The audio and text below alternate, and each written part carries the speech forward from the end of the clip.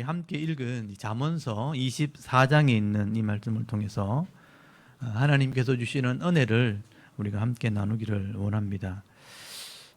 여러분, 잠언서 24장 말씀도 솔로몬이 당시 자기 자녀들에게 또 젊은이들에게 이 삶의 지혜에 대해서 계속 말씀을 하고 있습니다. 솔로몬이 많은 아내가 있었기 때문에 그 자녀들 또한 굉장히 많았습니다. 그래서 이런 자녀들을 하나님 말씀으로 어떻게 지혜로 양육할 것인가, 좋은 이 교훈의 말씀들을 모아서 기록한 것이 잠언입니다. 그래서 이 잠언서 말씀의 이 한 구절 한 구절이 다 사실 의미가 있는 구절이거든요. 그래서 사실 많은 시간을 할애해야 되지만 한 장씩 제가 말씀을 나누면서 그 핵심적인 말씀을 함께 나누게 됩니다. 여러분, 귀 기울여 잘 들어보시고 여러분의 유익이 되는 그런 말씀이 되기를 바랍니다. 특별히 오늘 잠언 24장에는요, 이 세상이 악하기 때문에 이 악인들의 형통함을 보고 속지 말라. 또 지혜와 명철로 삶을 사는 삶, 이 의로운 삶이 참 중요하다. 이 의인의 삶이 얼마나 중요한가 하는 것을 설명을 하게 됩니다. 그래서 여러분, 세상이 악할 때 악해지지 않으려고 하는 것, 그게 의로움입니다. 그런데 이 의가 참 중요하다, 꼭 필요하다는 것을 오늘 말씀을 하고 있기 때문에 잘 들어보시기 바랍니다. 여러분, 1절 먼저 한번 보십시오. 1절에 보시면요, 너는 악인의 형통함을 부러워하지 말며 그와 함께 있으려고 하지도 말지어다. 그들의 마음은 강포를 품고 그들의 입술은 재앙을 말함이니라 라고 말씀을 합니다. 여기는 많은 내용들이 함축이 되어 있는데요, 여기 악인이라는 것은요, 원래 의미가 악한 남자 이런 뜻이에요. 그러니까 악한 남자라는 게 힘을 가진 남자, 강한 사람이라는 의미가 있습니다. 그래서 고대 시대에 힘이 있는데 악하다, 그러면 마음대로 할 수 있는 그런 상황이 된 거예요. 힘이 있는데 악해요. 그러면 자기 욕심대로 마음대로 무엇인지 할 수 있는 겁니다. 그래서 솔로몬은 이런 사람의 이런 겉모습만 보고 판단하지 말라. 그 모습만 보고 부러워하지 말라는 거예요. 그 마음을 볼 수 있어야 된다. 여러분, 이런 악한 사람들의 마음 속에는요, 하나님이 절대 기뻐하지 않는 것이 있다는 겁니다. 그래서 그 속에 2절에 보시면 강포라는 게 나요. 강포. 한문으로 표현되어 있지만 강한 포악함 이런 뜻이거든요. 이게 폭력이라는 뜻입니다. 폭력. 폭력과 악함이 가득하다. 그리고 그 입에서 나오는 말이 늘 재앙을 말한다. 다른 사람에 대한 재앙을 행하겠다. 이 재앙이란 말도 기본적으로 불평이나 원망이라는 뜻을 가지고 있어요. 그래서 불평, 마음에 안 드는 거죠. 불평과 원망을 하면서 다른 사람을 어떻게 망하게 할까? 재앙을 늘 말하고 다닌다. 이렇게 말하는 거예요. 힘이 있으니까 그러는 거죠. 그래서 이 말의 의미를 조금 오늘날로 좀 해석을 해보면, 우리가 직장을 다니거나 사업을 할 때 사장이나 또는 상사나 또 직장의 어떤 리더를 봤을 때 욕망을 가지고 있는데 말이 굉장히 거칠다, 악한 말을 쏟아놓는다, 절대 가까이 하면 안 된다는 거예요.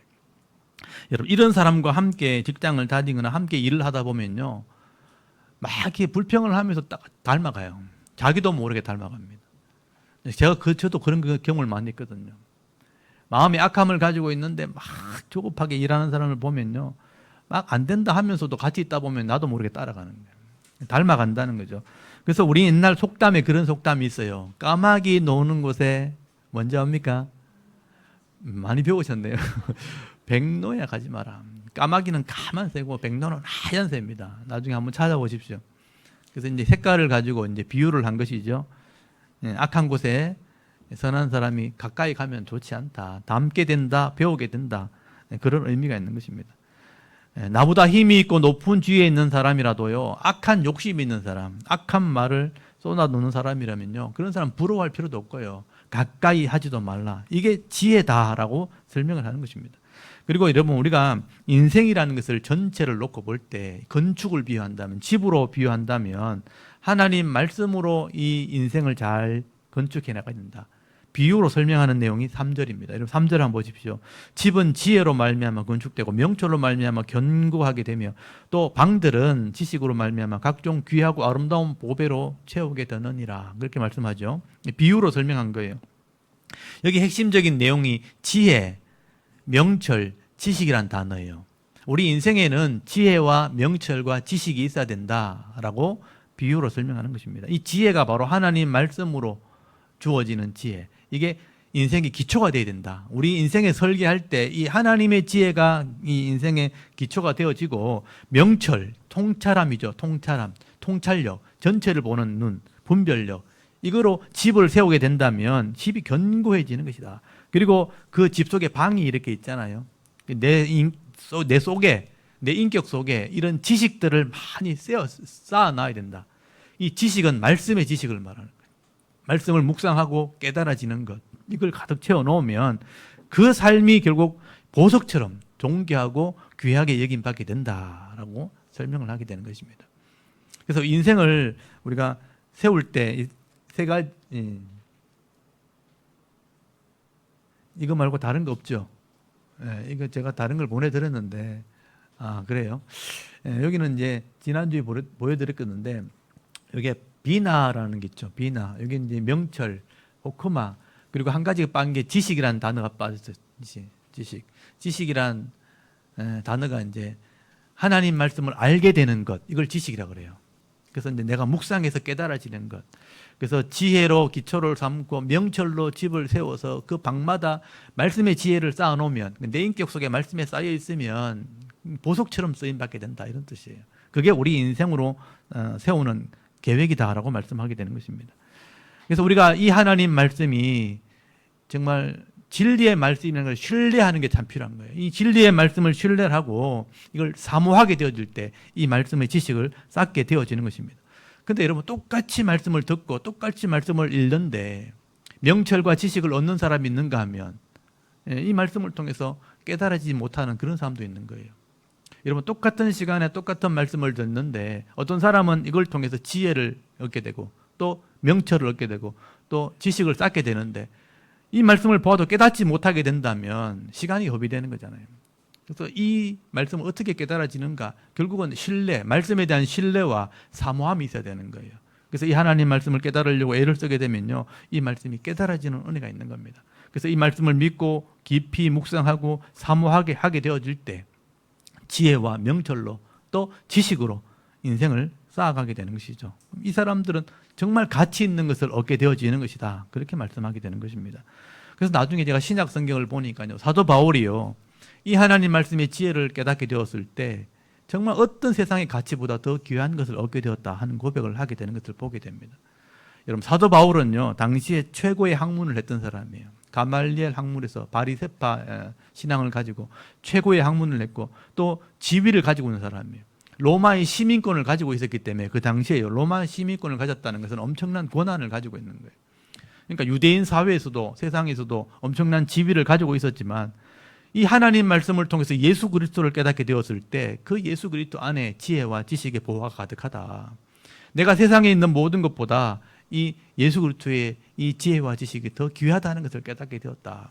우리 사람 몸이 흙으로 만들어졌고 질그릇 같은 존재인데 이 질그릇에 예수의 보화를 담게 되어지면 이 땅에서 이 귀한 존재로 여김받게 될 거더라. 이 보석 같은 보배로운 존재로 여김받게 된다는 고백을 하게 되는 것입니다. 여러분, 사도 바울이 과연 무엇을 깨달았을까요? 우리 영혼을 구원받게 하고 또 이 땅에서 하나님 말씀대로 살게 되어질 때에, 하나님의 도우심을 받게 되어질 때에 세상에서 누리지 못하는 그런 행복을 누리게 되었을 때 그 가치가 너무 귀하다는 겁니다. 그래서 그 은혜를 깨달았을 때 바울이 이 땅의 어떤 것도, 아무리 귀한 것도 배설물 같이 여겼다. 그 재산, 재물, 권세, 권능, 이 모든 것이 배설물처럼 여겼다. 이런 고백을 했던 사람이 바울이에요. 여러분, 바울이 빌립보서에 보면 이 말을 기록했는데 우리 한번 찾아봤으면 좋겠습니다. 신약에 이런 내용이 있다는 것도 알고 있어야 되겠죠. 빌립보서 이러면 3장을 한번 찾아보십시오. 에베소서 다음에 빌립보서 3장 4절에서 9절까지 바울이 뭐라고 깨닫고 기록을 해놓았는가? 빌립보서 3장 4절에서 9절까지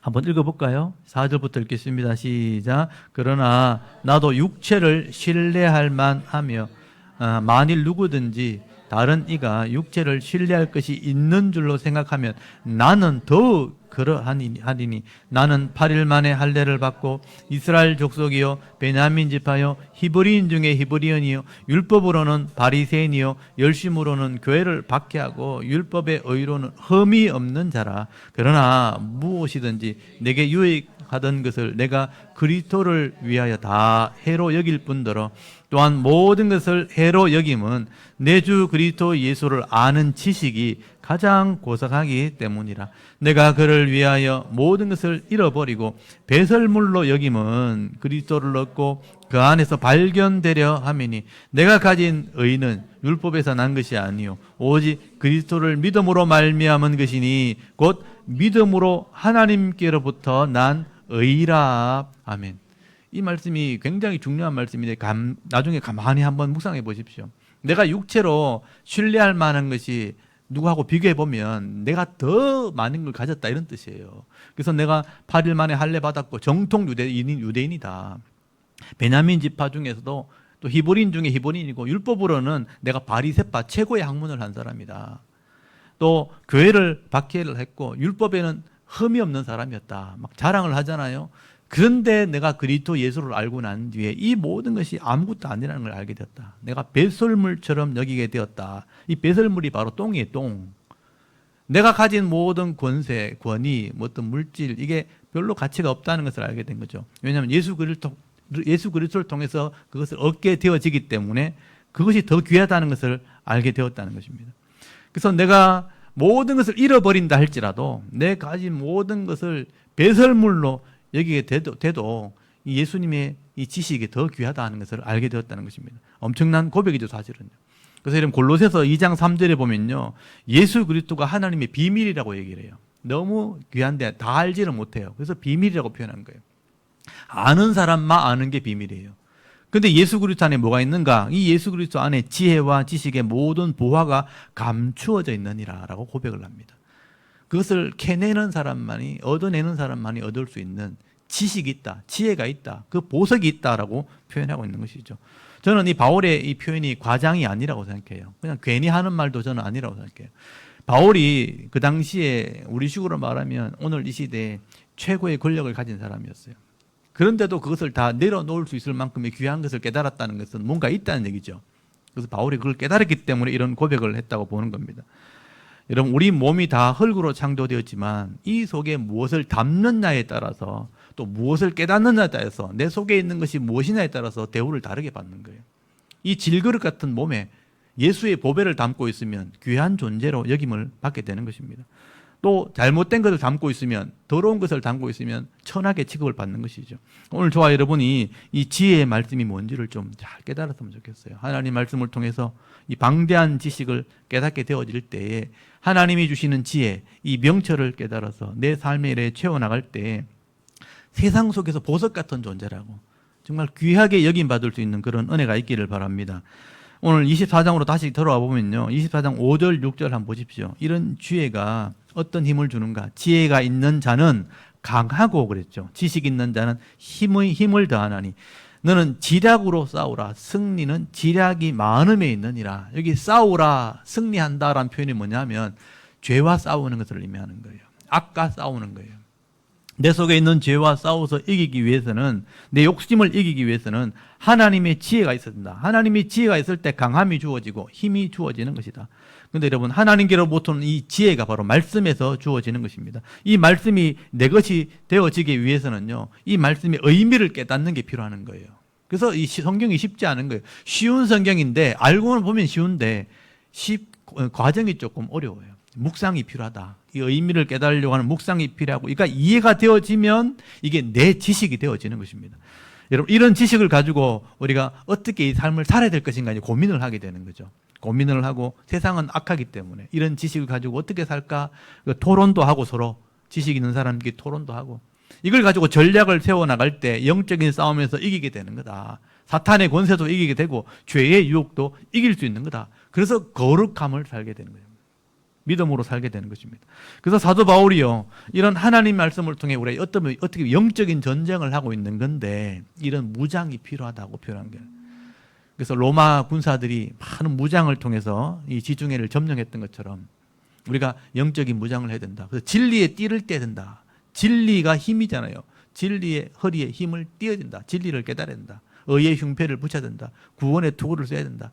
또 믿음의 방패를 들어야 된다. 성령의 검, 이 하나님의 말씀을 가지고 싸울 수 있어야 된다. 그렇게 할 때 우리가 죄를 이길 수 있다. 악함을 이길 수 있다고 말하는 것이죠. 이걸 지혜로운 자라라고 표현하는 것입니다. 그리고 솔로몬은요, 근데 이런 지혜가 얻기 쉽지 않다고 얘기해요. 오늘 거기 24장 7절 한번 보십시오. 지혜는 너무나 높다는 거예요. 미련한 자가 미치지 못할 것이므로 그는 성문에서 입을 열지 못하느니라. 미련한 자는 이걸 가지지 못한다는 거예요. 미련한 자는 지혜로운 자의 반대죠. 그죠? 미련한 자는 이런 지혜를 너무 높이 있기 때문에 얻지 못한다. 여러분, 이 지혜가 하나님께로부터 오기 때문에, 말씀으로부터 주어지기 때문에, 땅의 지식을 가지고 있는 사람들을 미련한 사람이라고 그래요. 이런 사람들은 쉽게 찾지를 못하게 될 것이다. 그래서 지혜가 없는 자는 어때요? 성문에서 입을 열지도 못한다. 여기 보면 입을 열지 못한다는 말은 지식이 없으니까, 지혜가 없으니까 말도 못한다. 그냥 자리만 차지하고 있을 뿐이다. 내가 세상에서 어떻게 다른 사람에게 이렇게 도움을 받아가지고 부모의 도움을 받아서 많은 자리를 차지할지라도 지혜가 없다면 그냥 자리만 차지하고 있는 거지. 성문에 나갔을 때, 성문이 뭐냐면 토론장이에요. 토론장. 그 당시에 성문이라는 것을 토론장에 나갔을 때 말도 못한다. 자리만 차지하고 있다. 이렇게 말하는 거예요. 그리고 8절 한번 보십시오. 이런 사람을 악한 자라 그러는데 악행하기를 꾀하는 자를 일컬어 사악한 자라 하느니라.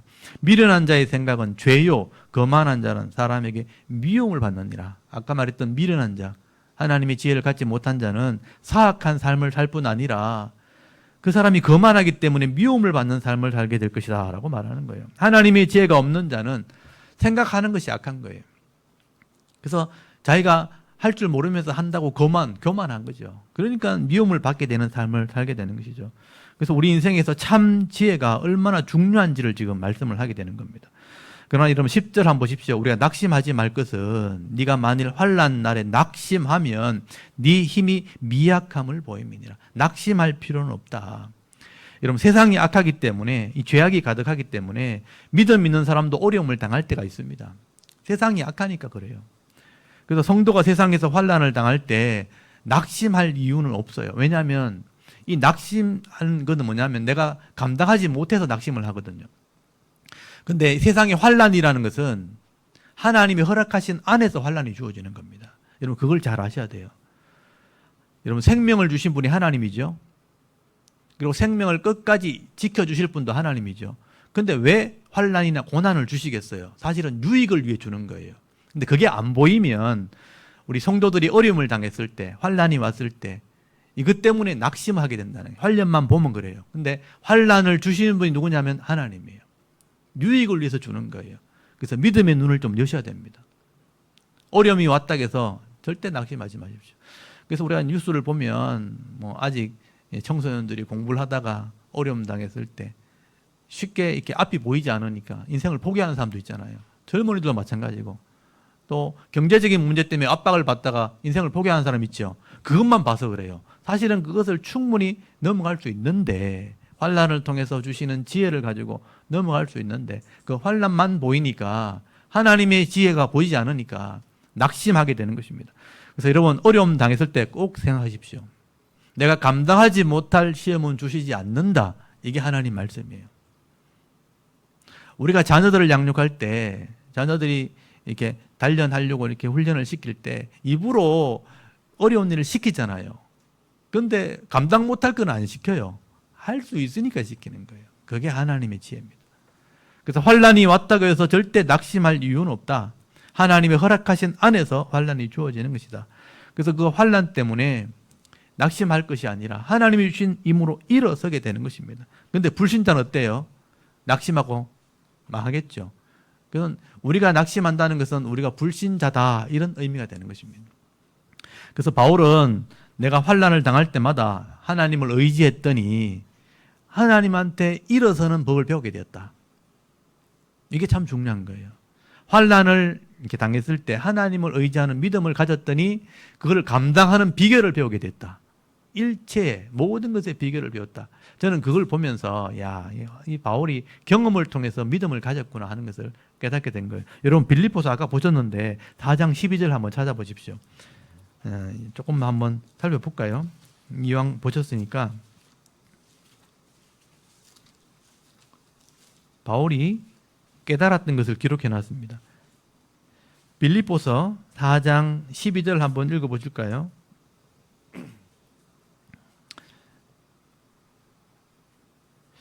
11절 12절 같이 읽어도 되겠네요. 11절 12절 같이 한번 읽어보겠습니다. 시작. 내가 궁핍함으로 말하는 것이 아니니라. 어떠한 형편에서든지 나는 자족하기를 배웠노니 나는 비천에 처할 줄도 알고 풍부에 처할 줄도 알아. 모든 일 곧 배부름과 배고픔과 풍부와 궁핍에도 처할 줄 아는 일체의 비결을 배웠노라. 아멘. 여기 보면 배웠다는 표현이 나오잖아요.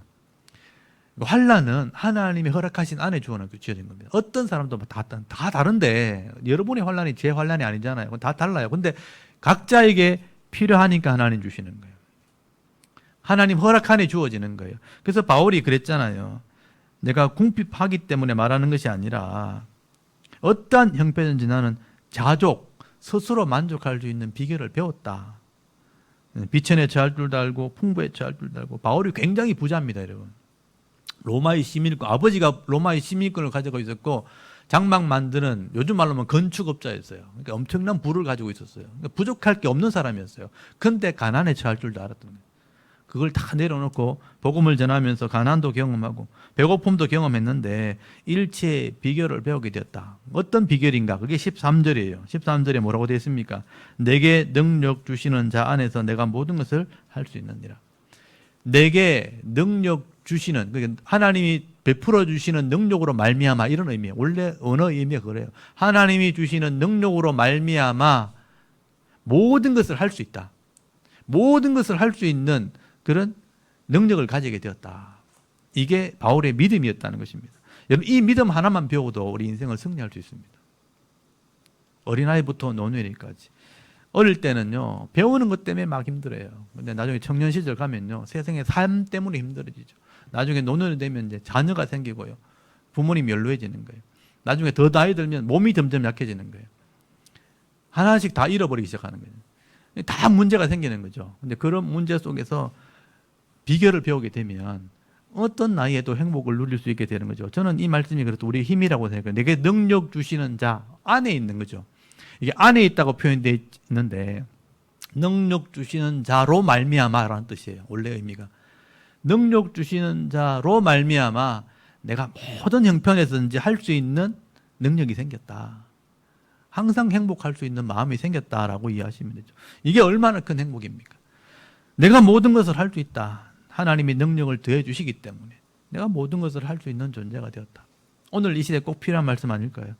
그러면 여러분, 우리의 인생 중에 생기는 어떤 문제라도 하나님 안에서 다 해결되어지는 은혜가 있다는 것을 여러분 믿으시기 바랍니다. 그걸 먼저 이해하셔야 돼요. 그래서 하나씩 답을 찾아가시면요, 다 해결됩니다. 답이 없는 문제는 없습니다. 왜냐하면 문제를 주신 분이 하나님이니까. 그래서 하나님으로 주시는 능력으로 말미암아 이길 수 있는 능력을 누릴 수 있는 그런 인생이 되어야 되는 거죠. 근데 하나님 밖에 있으면 어떻게 돼요?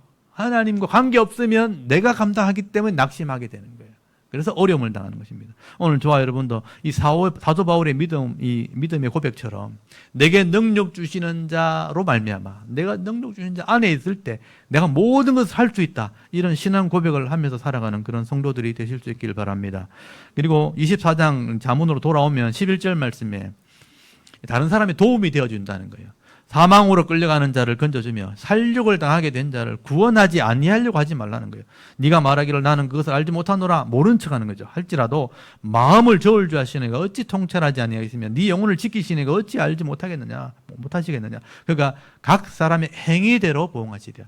여러분이 만나는 어려운 사람들이 있다는 거예요. 여러분, 나도 어렵지만 나보다 더 어려운 사람 만날 수도 있어요.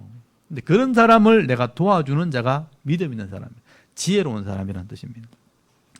여러분, 이 세상이 죄악된 세상이기 때문에 불합리함이 항상 있는 거죠. 그래서 무고하게 희생당한 사람이 반드시 있습니다.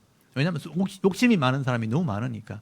그래서 혹시나 그런 사람을 만나게 될 때 그런 사람에게 도움을 주는 인생이 돼야 된다. 그래서 하나님을 믿는 성도라면, 이 사람 성도는 보통 성도는 의인이라고 표현하거든요. 의인들은 사람의 생명을 소중히 여길 줄 아는 사람인 거예요. 사람이 어려움 당하면 항상 손을 펴는 자가 되어라. 어려운 사람들을 만났을 때 모른 척 한다면 하나님이 그걸 다 감찰하신다는 거죠. 이게 오늘 그런 표현들이 나오죠. 여기 12절 중간에 보세요. 마음을 저울질하시는 네가 왜 모르겠느냐. 다 알고 계신다는 거예요. 또 우리 영혼을 지키시는 분이 왜 그걸 모르시겠느냐. 그래서 도움을 줄 때 하나님이 능력을 베풀어 주는 겁니다. 그래서 내가 하는 게 아니고 하나님 은혜로 하는 것이죠. 근데 모른 척하면 내가 갚아주겠다라고 말하는 거예요. 그래서 이거를 좀 거창하게 얘기하면 우리가 사람의 생명을 소중히 여기는 삶을 살아야 된다. 인권 운동을 해야 되는 거예요. 어려움 당하시는 분. 또 좀 쉽게 얘기하면 누군 다른 사람을 존중히 여기는 삶을 살아야 된다. 그런 어려운 사람 만났을 때 눈치 보지 말고 손을 펴 도와줘야 된다. 이게 성도해야 된다. 내가 아무리 힘이 없어도요, 나보다 어려운 사람 만나면 도와주는 사람, 그게 믿음 있는 것입니다. 그러면 아낌없이 도와줄 때 하나님이 반드시 갚아주십니다. 우리 마음을 저울질하시는 분이, 우리 영혼을 지키시는 분이 반드시 갚아주신다. 이게 우리의 믿음이 되는 것입니다. 그리고 13절 한번 보십시오. 이 지혜의 유익이 돼서 말씀을 하는데요. 내 아들아 꿀을 먹어라. 이것도 비유죠. 이것이 좋으니라. 송이꿀을 먹어라. 이것이 네 입에 단이라. 지혜가 네 영혼에게 이와 같은 줄 알라. 이것을 얻으면 정령이 네 장래가 있겠고 네 소망이 끊어지지 아니하리라 라고 말씀을 합니다. 지혜가 삶에 참 중요하다. 그래서 꿀과 송이꿀을 가지고 설명하는 거예요. 이스라엘 사람들은 이걸 너무 잘하는 거죠. 들판에서 이렇게 목축을 하다가 이게 꿀을 만날 때가 있기 때문에, 또 실제로 꿀을 만드는 사람도 있어요. 양복을 하시는 분이 있어요. 그래서 꿀을 먹으면 너무 맛있다는 걸 아는 거예요. 전부 다. 송이꿀, 자연에서 나오는 그 꿀들을 먹으면요 몸에 유익이 된다는 걸 다 아는 것이죠. 그래서 어릴 때 이 꿀을 보면 다 먹고 싶어 하고 막 이렇게 먹기를 사모하게 되는 것입니다. 그것처럼 하나님 말씀이 그만큼 맛있다, 귀하다는 뜻이에요. 꿀을 가지고 설명하는 겁니다. 이 하나님 말씀을 깨달으면 그만큼 즐겁다, 그만큼 행복해진 거다, 몸에 유익이 되는 거다. 그래서 이 하나님 말씀을 먹기를 사모해라. 꿀을 먹기를 사모하는 것처럼 우리 먹을 것이 없을 때 꿀단지 항상 장롱 위에 얹어놨잖아요. 그 먹고 싶어가지고 그렇게 막 사모하는 마음이 이렇게 어릴 때 있잖아요. 똑같은 거죠. 하나님 말씀에 이 귀한 것을 사모하게 되면, 그것을 얻게 되어지면 이런 즐거움이 있고 온전한 삶을 살게 되는 것이다라고 말하는 것입니다. 하나님 말씀이 꿀처럼 달고 즐겁고 행복하게 만들어준다. 그래서 꿀을 먹기를 원하는 것처럼 지혜를 사모해라. 지혜를 가지려고 애를 쓰라. 그 사모함을 얘기하는 것이죠. 그래서 말씀을 배우려고 하는 것, 이게 미래에 대한 소망을 가지게 하는 것이다 라고 말씀을 합니다. 그리고 15절 말씀부터는요, 솔로몬이 악인과 의인의 삶을 대조를 하게 됩니다. 여러분 15절에 보시면요, 악인들의 의인의 짐을 엿보면서 그걸 헐려고 한다는 거예요. 이게 악한 본성입니다. 세상의 악한 본성은요, 의인을 무너뜨리는 것, 허는 것이 악인의 사명이라고 보시면 돼요. 근데 여러분, 의인들은요, 이런 악인들 때문에 넘어지긴 하지만 아주 망하지 않아요. 아주 엎드리지 않아요. 이게 말씀이에요. 의인들이 세상에서 고난을 당할 수 있어요. 넘어지기도 해요. 근데 아주 망하지 않는다. 그래서 16절이 굉장히 중요한 말씀이죠. 대저 의인은 7번 넘어질지라도 다시 일어나려니와 악인은 재앙으로 말미암아 엎드러지더니라 라고 말해요. 악인과 의인이 다르다는 것이죠. 여러분, 의인은요, 이 악인과 차이 나는 점이 뭐냐 하면, 이 고난을 당하지만 다시 일어서요. 왜냐하면 하나님이 주시는 은혜가 있기 때문에 다시 7번 넘어져도 일어섭니다. 그래서 넘어짐을 두려워할 필요 없어요. 근데 악인은 그렇지 않다는 거죠. 악인은 하나님이 관계없기 때문에 악으로 망한 게 되는 것입니다. 여러분, 악인이라는 표현이 사실은 불경건하다 이런 뜻이거든요. 하나님을 찾지 않는 사람을 말하는 거죠. 그러니까 하나님을 모르니까 자기가 인생의 주인인 거죠. 자기 욕심대로 살아가려고 하는 거죠. 그래서 다른 사람들은 별로 관심이 없어요. 그래서 악을 행하는 것입니다. 그래서 자기보다 잘 되는 사람 보면 시기가 나고요, 불평을 하고 경계를 하고 넘어뜨리려고 하는 그런 악인들이죠. 근데 여러분, 의인들은 어떠냐? 하나님을 경외하기 때문에 악인들이 자기를 괴롭히잖아요. 악인들이 망해도 그 사람들을 귀하게 여깁니다. 근데 악인과 의인이 다른 점입니다. 악인은 다른 사람을 망하게 하려고 하고 빼앗으려고 하지만 의인은 악인이라도 넘어지면 하나님이 일으켜주는 걸 알기 때문에 두려워하지 않죠. 그래서 악인이 망하는 것을 도리어 슬퍼합니다. 저 사람이 돌아왔으면 좋겠는데 이런 마음을 가졌다는 거예요. 그게 악인과 의인의 차이점이라는 거죠. 그래서 이런 의인들은요, 하나님이 늘 도와주시고 넘어져도 일으켜주시고, 악인들은 하나님의 심판을 면할 수 없기 때문에 그냥 이럴 수 없이 망하는 것입니다.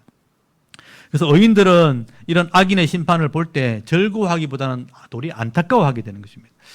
악인들의 멸망을 내가 기쁘게 여긴다? 그럼 나도 악한 사람이 되는 거예요. 그래서 우리 17절 한번 잡으세요. 17절 잘 보시면 네 원수가 악한 사람이잖아요. 넘어질 때 즐거워하지 말라는 거예요. 그가 엎드러질 때 마음에 기뻐하지 말라. 여호와께서 이것을 보시고 기뻐하지 아니하사 그의 진노를 그에게도 옮기실까 두려워라.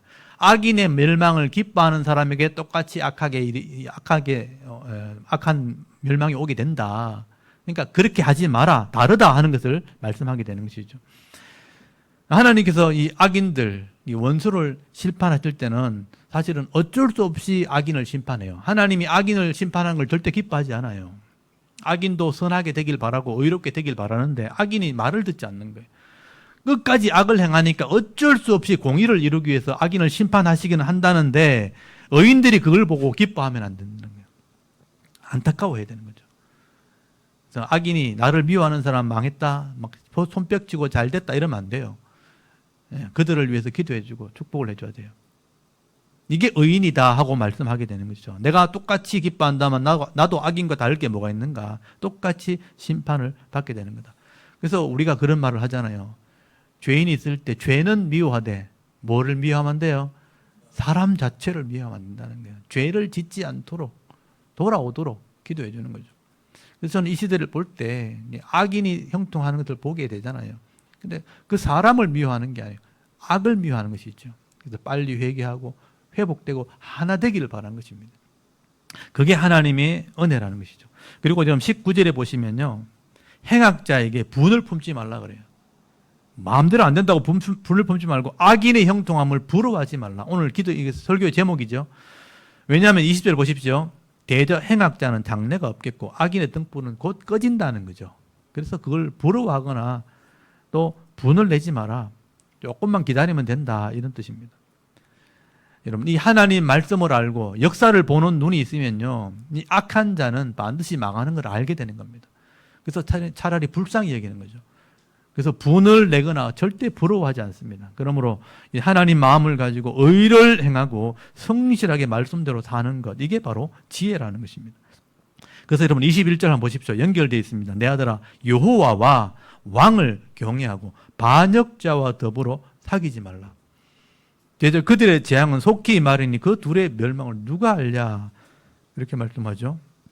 이 말씀은 우리가 좀 지금 새겨보아야 될 말씀이죠. 하나님을 경외하는 자, 그리고 왕을 두려워할 줄 아는 것, 이게 믿음이라는 겁니다. 왜냐하면 하나님께서 이 시대의 통치자들을 통해서 권력을 주시는 거기 때문에, 권력이 하나님께로부터 오기 때문에 왕들을 통해서 이 땅을 다스리게 하시는 거죠. 여러분, 왕을 세우는 목적이 뭐냐 하면 이 땅의 악한 것을 막기 위해서입니다. 그래서 힘과 권력을 통해서 그것을 질서를 세우고 이걸 악이 만연하지 않도록 그것을 통제하는 것이 왕의 역할인 거예요. 그래서 하나님을 경외하고 왕을 우리가 경외할 줄 알아야 된다. 그래야 나라에 안전함이 주어지는 것이다 라고 말하는 것이죠. 그런데 왕이 악을 행하면 어떻게 돼요? 하나님이 심판하는 겁니다. 그게 역사에 있었던 일이에요. 그래서 세상의 역사를 보고요, 성경의 역사를 보면 이게 분명하게 드러납니다. 제가 우리 내일도 이 성경 통독 강좌를 하겠지만 신구약 중간사를 하게 되거든요. 그 신구약 중간사 400년 동안의 역사를 다루게 돼요. 그럼 수많은 나라들이 세워지고 왕들이 세워지는 역사를, 굉장히 복잡한 역사인데요. 근데 똑같은 진리가 있어요. 악을 행하면 하나님이 심판하신다는 거예요. 권력을 주시는 목적이 있는 거죠. 근데 그 권력자가 잘못됐다고 반역을 한다? 인간의 힘으로 그걸 뒤집으려고 하는 거죠. 그거는 잘못된 거다라고 말하는 거예요. 반역자는 하나님이 심판하는 거다. 왕을 대적하는 것은 하나님을 대적하는 것이기 때문에 그렇습니다. 그래서 여러분 22절에 보시면 하나님과 왕을 경외하지 않는 자들과 이 반역자들은 하나님이 재앙을 내리시게 된다. 심판하신다라고 말씀하는 겁니다. 이게 이스라엘의 역사도 똑같습니다. 북이스라엘, 여러분 북이스라엘의 왕이 악을 행하니까 반역이 일어나잖아요. 여러분 거기 여로보암 왕이 됐을 때 나답이 아들 되고 바아사가 반역하거든요. 엘라 나왔을 때 시므리가 반역하거든요. 오므리가 반역하죠. 나중에 이 예후 왕조 뒤에 살룸이 반역하죠. 머나임이 반역하죠. 베가가 반역, 버가히아가 반역하죠. 호세아가 반역합니다. 결국 나라가 망해요. 결국 내가 이걸 바로잡아야지 하면서 군사를 일으켜서 반역을 일으키면 결국 백성이 혼란을 겪게 되는 거죠. 그게 계속 거듭되어지면 결국은 아무도 신뢰하지 못하게 되니까 결국 망하게 되는 그런 일들이 벌어지게 됩니다. 근데 남쪽 유다는 어떻게 해요? 왕이 타락하면 개혁을 합니다. 바로 잡아주는 거죠. 말씀으로 돌아오고 신앙으로 돌아오고 하나님의 은혜가 임하게 될 때 그 나라가 지켜지는 은혜가 있게 되어지는 것입니다. 그래서 여러분 우리가 하나님을 경외하는 신앙, 그래서 이 권력자 통치자들을 위해서 기도하는 신앙, 정치를 바로 할 수 있도록 기도해 주는 신앙이 필요한 겁니다. 이 나라가 혼란스러울 때 우리가 이 나라를 뒤집을 수 없잖아요. 기도하는 거죠. 하나님이 통치자들에게 바른 믿음을 달라고 기도할 때 결국 이 땅에 평화가 일어나게 되는 것입니다. 오늘도 우리가 나라를 바라보고 이 현실을 바라볼 때 참 마음이 편하지 않죠. 그렇지만 우리가 이것을 위해서 기도해야 되는 거죠. 우리의 신앙을 위해서 기도하고 나라의 평안을 위해서 기도할 때 샬롬의 복을 받아 누릴 수 있는 오늘 저와 여러분의 그런 신앙이 되기를 바랍니다. 그리고 이런 23절부터 단락이 나눠지게 돼 있죠. 추가적인 편집된 내용들이 덧붙여져 있는 겁니다. 특별히 공정한 나라에 대해서 설명을 하게 되는데 23절에 보니까 이것도 지혜로운 자들의 말씀이라 재판할 때 낯을 얼굴을 보아주는 것이 옳지 못하느니라. 악인에게 네가 옳다 하는 자는 백성에게 저주를 받을 것이요 국민에게 미움을 받으려니와 오직 그를 견책하는 자는 바로잡아주는 자는 기쁨을 얻을 것이요 또 좋은 복을 받으리라 라고 말씀을 합니다. 여기 재판하는 자들이 판사들이죠. 법을 시행하는 사람들이 사람을 봐주기도 하고 권력자라고 힘 있다고 봐주고 옳지 않은 건데 악한 건데 옳다 이렇게 말한다면 결국 백성들이 들고 일어나게 될 거다. 백성이 그게 저주하게 될 거다. 백성에게 미움을 받게 될 것이다. 근데 이것이 잘못되었다. 이것이 옳다. 견책하는 사람. 이게 지혜자거든요. 바로 잡아주는 사람. 이런 사람들은 그들을 기쁘게 할 것이고 하나님의 복을 받게 될 것이다 라고 말씀하는 거죠. 그래서 저는 이 지혜자가 필요하다고 지금 말씀을 드리는 것입니다. 하나님의 지혜가 이런 역사에 대한 방대한 지식을 가지고 있고 하나님의 말씀에 대한 지식이 있는 사람이요 바른 판단을 할 수 있게 되는 거예요. 또 바른 말을 할 수 있게 되는 것입니다. 그러니까 이쪽 저쪽 편에 서는 게 아니고 바른 말을 할 수 있는 게 필요하다는 거예요. 나라가 혼란스러울 때 우리가 이쪽 저쪽 편을 드는 게 중요한 게 아니에요. 그러면 다툼이 일어나게 되죠. 바른 말을 할 수 있어야 된다. 이거는 그냥 말이 아니고 하나님의 이 말씀에 대한 지식과 방대한 역사에 대한 지식을 가지고 바른 말을 할 수 있어야 되는 거죠. 바른 말을 하게 될 때, 견책하게 되어질 때 많은 사람들이 기쁨을 누리게 될 것이다. 그래서 복을 받게 될 것이다. 25절 한번 보십시오. 오직 그를 견책하는 자는 기쁨을 얻을 것이요 또 좋은 복을 받으리라. 오늘 이 시대에 이런 사람이 일어나도록 여러분 기도하셔야 돼요. 시대를 볼 수 있는 눈이 있는 사람, 세상을 볼 수 있는 눈인 사람, 그래서 오늘 잘못된 것을 바로 잡아줄 수 있는 사람, 견책할 수 있는 사람, 바른 말을 할 수 있는 사람, 기쁨을 주게 되고 복을 받게 될 것이다. 오늘 같은 시대에 꼭 필요한 말씀이라고 저는 생각을 합니다. 그래서 여러분 26절 한번 보십시오. 적당한 대답이 사람 마음을 기쁘게 합니다. 적당한 말로 대답하면 입맞춤과 같다, 기쁨과 같다라고 말하는 거죠. 저도 여러분 하나님 말씀을 이렇게 계속 읽고 묵상하는 중에 인생 전체를 보는 눈이 좀 이렇게 열렸어요. 그리고 역사를 보는 눈이 좀 열리게 돼요. 그래서 이쪽 저쪽 치우치지 않고 인생에 생기는 이런 문제들을 볼 때 그렇게 큰 문제가 아니라는 것을 보는 시각이 생긴 거예요. 사람들이 너무 조금만 문제가 생기면 막 큰일 났다고 막 낙심을 하고 막 마음에 분을 내고 이렇게 하는데 그게 그렇게 할 문제가 아니라는 거죠. 조금만 생각해 보면 답이 다 있다. 하나님께서 이런 지혜를 통해서 지식을 통해서 길을 열어주신다. 그래서 이런 눈이 필요한 거죠. 보는 눈. 성경과 역사를 통해서 하나님이 주시는 이 지혜와 이 넓은 안목이 필요한 겁니다. 우리 대구시 하른교회 성도들은요 그런 넓은 안목을 좀 가질 수 있기를 바랍니다. 그걸 얻도록 기도하셔야 되는 거예요. 그러면 여러 가지 인생 속에 이런 문제 속에 고통당하지 않습니다. 이걸 해결할 수 있는 지혜를 얻게 되는 거죠. 그래서 즐거운 인생, 행복한 인생을 살아갈 수 있는 겁니다. 오늘 그런 지혜를 얻을 수 있기를 바랍니다. 그리고 27절에 보시면요 준비하는 인생이 지혜롭다 하는 것을 말씀합니다. 네 일을 밖에서 다스리며 너를 위해 밭에서 준비하고 그 후에 네 집을 세울지니라. 그렇게 말씀하죠. 여기 네 일을 다스린다 하는 것은 뭐냐면 내 기업, 내가 잘하는 직장, 사업을 얘기하는 거예요. 그리고 네 밭, 터전을 얘기하는 거죠. 밭을 다 준비하고 난 뒤에 이게 준비되어지면 네 집을 세워라, 가정을 세워라 이렇게 말씀하는 거죠. 이 결혼을 얘기하는 겁니다. 하나님께서 각자에 주시는 이 은혜와 은사와 재능을 따라서 내가 뭘 잘하는지를 알고 있어야 돼요. 그것을 통해서 직장도 가지게 되고 그것을 통해서 사업을 하는 거죠. 그렇게 할 때 내가 기업이 준비가 되는 거예요. 기업이 준비가 되어지면 결혼도 하고 가정을 세우는 것, 그게 지혜로운 거다. 그러면 그 안에 풍성함이 이르게 되는 것이다. 이런 직장, 사업을 준비하지도 않고 덮어놓고 마음에 땡긴다고 감정이 열린다고 막 이렇게 결혼을 하고 가정을 세우게 되면 여러 가지 문제에 봉착하게 되는 일이 생기는 거예요. 어려움이 닥쳐오게 되는 겁니다. 그래서 순조롭지 않다, 지혜롭지 못하다 하는 것을 얘기하는 거죠. 그래서 여러분, 부모님들은 우리 자녀들을 양육할 때 인생에 뭘 잘하는지는, 이 아이들이, 자녀들이 뭘 잘하는지를 잘 살펴서 잘할 수 있도록 도와주셔야 돼요. 그래서 좋은 직장을 가지도록, 내 기업을 먼저 마련할 수 있도록. 그래서 배우자를 만나고 가정을 세우게 될 때 남은 인생이 복이 되어지는 것입니다. 이게 지혜라는 거죠. 그래서 준비하는 인생, 조급하지 않게 순리를 따라가는 인생, 그게 지혜입니다. 이게 쉽지 않거든요. 네, 그것을 하나하나 만들어 나가셔야 됩니다. 여러분 28절 한번 보십시오. 거짓 정인에 대한, 이 조급함에 대한 얘기입니다. 너는 까닭 없이 네 이웃을 쳐서 정인이 되지 말며, 거짓 정인입니다. 네 입술로 속이지 말라. 속이지 말라는 것은 거짓 정인을 하는 거예요. 친구라고 도와준다고 거짓말하는 거예요. 너는 그가 내게 행함같이 나도 그에게 행하여 그가 행한 대로 그 사람에게 갚겠다. 복수예요, 복수. 내가 이렇게 어려움 당했으니까 나도 갚아야지. 복수하지 말라. 이렇게 말하는 거예요. 이게 조급함입니다.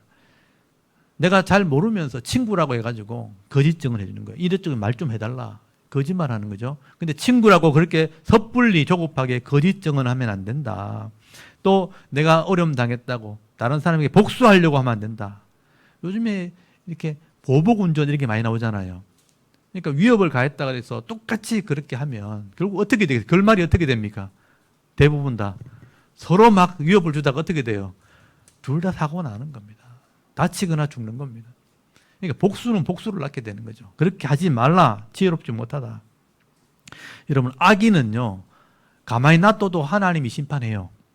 그게 믿음이 필요한 겁니다. 근데 악인을 굳이 내가 이게 판결하겠다. 내가 갚아주겠다. 잘못됐는데 내가 이 사람 도와줘야 되겠다. 거짓증은, 너무 급한 말에 거짓증한다. 결국은 내가 책임을 지는 일이 일어나게 되는 것입니다. 그래서 여러분, 이렇게 조급함으로 거짓 증언하는 것, 사람들 관계 속에서 절대로 피해야 되는 것이죠. 또 내가 복수하겠다, 잘못된 판단인 것입니다. 여러분, 내가 하는 일은 무엇이 옳고 그런지를 말씀 앞에서 잘 판단을 해가지고 내가 의로운 자의 편에 서야 되는 거예요. 말씀대로 의로운 자의 편에 서게 되면 하나님이 나의 보호자가 되어주시는 거죠. 근데 쉽게 거짓의 편에 서든지 아니면 내가 복수하려고 한다든지 그러면 도리어 내가 심판의 대상이 되어지는 것입니다. 이게 지혜롭지 못하다는 것입니다. 그리고 여러분 30절 한번 보십시오. 솔로몬이 깨달은 이 깨어름에 대한 것입니다. 30절에 보면 내가 깨어른 자의 밭과 지혜 없는 자의 포도원을 지나가며 본즉 가시덤불이 그 전부에 퍼졌으며 그 지면이 거친 불로 덮였고 돌담이 무너져 있기로 내가 보고 생각이 깊었고 내가 보고 훈계를 받았노라 라고 말하죠. 솔로몬도 지혜자인데 지나가다 밭을 봤는데 밭이 전혀 관리가 되어 있지 않는 거예요. 가시덤불이 나 있다. 또 이게 김을 맨다 그러는데요. 잡초가 막 올라와 있는 거예요. 그걸 다 뽑아줘야 되는데 관리가 되어 있지 않고 또 돌담이 무너져서 짐승들이 들어올 수 있는 그런 무너진 밭을 보게 된 거죠. 생각이 깊었다는 거예요. 많은 생각을 했다는 거예요. 그리고 하나님이 주시는 교훈을 받게 됐다. 이 교훈이 뭐냐 하면 이 관리되지 않는 밭에서 밭이 제대로 된 양식이 나오지 않게 되잖아요. 이게 사람의 마음과 똑같구나 하는 생각을 했다는 거예요. 사람의 마음이 꽃밭과 같다. 내 밭에 가만히 놔둬버리면 잡초가 막 올라오듯이 악한 생각이 막 올라오는 거예요. 여러분, 우리 사람의 마음은 죄성을 가지고 있기 때문에 가만히 놔둬버리면, 욕심대로 놔둬버리면요, 악한 생각과 이런 욕심들이 계속 올라옵니다. 그래서 그런 악한 생각과 욕심들이 무너지게 되면 그것이 흘러나오는 게 죄가 되는 거예요. 그래서 인생이 무너지게 돼요. 죄가 나오게 되면 내 속에 있을 때는 내가 해결하면 되는데 이게 나와서 행동으로 옮겨서 죄가 돼버리면 내가 책임을 져야 됩니다. 생명으로 책임을 져야 될 때도 있고 내가 큰 이 배상을 해야 될 책임을 질 때도 있는 거죠. 그래서 내 마음의 밭을 관리하지 못하면 인생이 무너지게 된다는 것을 알게 되었다. 그래서 마지막 33절, 34절이 나온 거예요. 거기 뭐라고 되어 있습니까? 네가 좀 더 자자, 좀 더 졸자, 손을 모아 좀 더 눕자, 밭을 관리하지 않고 게으르면 어떻게 돼요? 네 빈궁이 강도같이 밀려온다는 거예요. 곰핍이 이런 인생의 문제가 군사같이 밀려오기 때문에 감당 못할 어려움을 당하게 된다. 무너지게 된다라고 말씀하고, 바울이, 솔로몬이 깨닫게 된 것을 지금 말하는 것입니다. 관리되지 못한 그 밭, 시골에 가면 그런 걸 볼 수 있거든요.